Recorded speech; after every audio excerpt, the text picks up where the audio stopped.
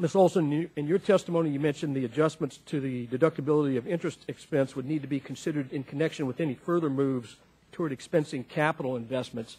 And clearly in recent years, we've seen a number of efforts and laws enacted to spur economic activity by increasing accelerated depreciation provisions and moving toward more generous expensing for certain types of assets.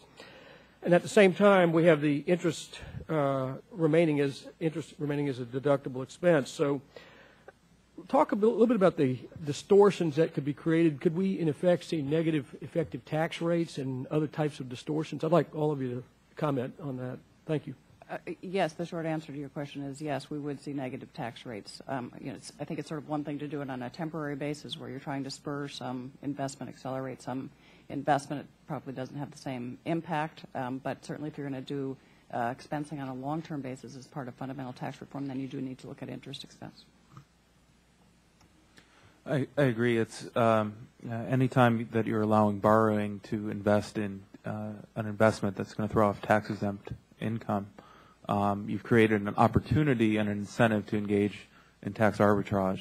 And as I said in my testimony, tax lawyers are very clever.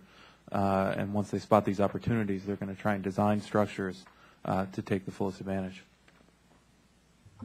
I would echo what's been said. It's exactly the reason why one should move not towards incremental efforts, but to think about this in a systematic way, precisely so we avoid these kinds of situations where you can easily end up with negative effective tax rates. I agree also. Thank you. I yield back, Mr. Chairman. Mr. Buchanan's recognized. Thank you, Mr. Chairman, for